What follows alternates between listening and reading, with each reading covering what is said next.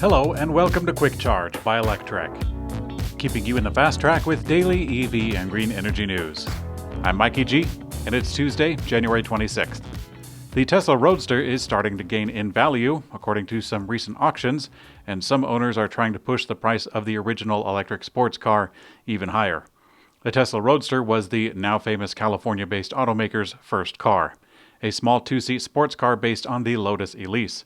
Far from the days of the golf cart electric cars like the Sebring Vanguard City car, the Roadster changed people's perception of what electric cars can be, as their low sales volume did wonders for the reputation of Tesla.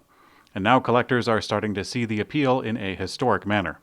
We're starting to see the prices change from the Roadster in the Gruber Motor Company's listing, an EV shop specializing in Roadsters, and they're reporting some vehicles selling at auction for $120,000 to $182,000. Currently, Gruber has on auction the last Roadster ever produced, personally signed by Elon Musk, and their sale price is $1.5 million. Tesla is set to announce its fourth quarter 2020 and full year financial results tomorrow, on the 27th, after the markets close. As usual, a conference call with Q&A and Tesla's management is scheduled after the results. With such an increase in deliveries, Wall Street's revenue consensus for Tesla during the fourth quarter has significantly increased over the last quarter, now standing at $10.473 billion. Tesla has been consistently beating earning expectations over the last year, and this quarter, with the big revenue increase expected, the market has also significantly increased its expectations when it comes to earnings. People are going to want to know if Tesla can keep this record-breaking momentum, and that means projections for how many cars it can deliver in 2021.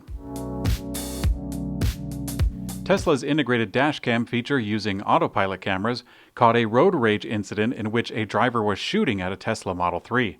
The incident happened in Nashville, Tennessee last week as a Tesla owner was driving on the highway and passed an SUV. A few seconds later, the SUV caught up to the Model 3, and the driver of the SUV started firing several shots into the car. No one was injured, and the driver of the SUV fled the scene. The Tesla owner captured the entire incident on his Tesla Cam and shared the videos on the Tesla Cam subreddit. It didn't take long for the community to determine the year, make, model, license plate, and even the VIN for the vehicle. Nashville police are on the case.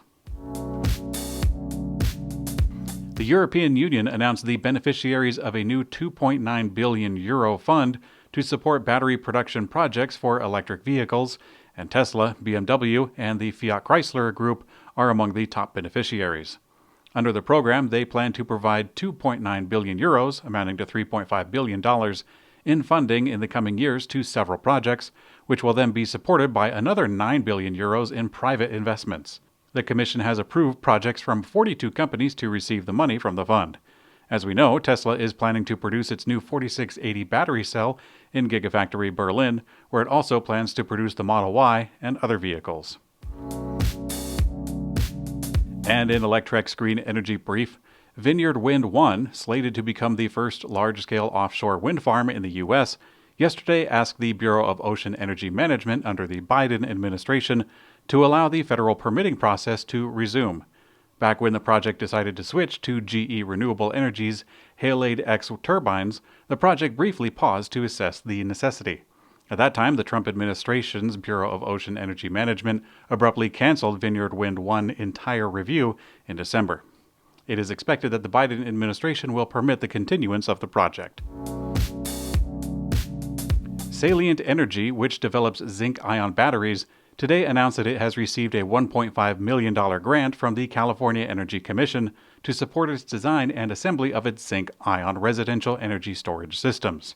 Salient will use the grant to open an office and engineering facility in Oakland, California, where it will commence in the second quarter of 2021.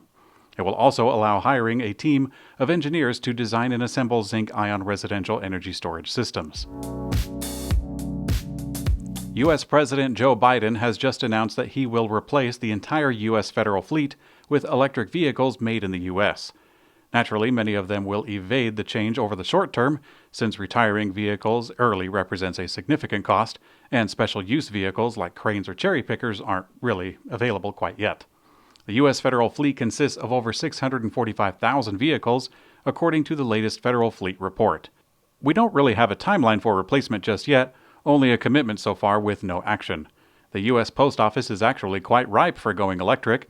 As far back as the 1980s, there have been bids to go electric from companies like Commuter with their postal van. It's too bad that Commuter didn't last 40 more years to see this day. And finally, in Electrek's personal mobility coverage, electric bike maker Frey has unveiled their Beast model.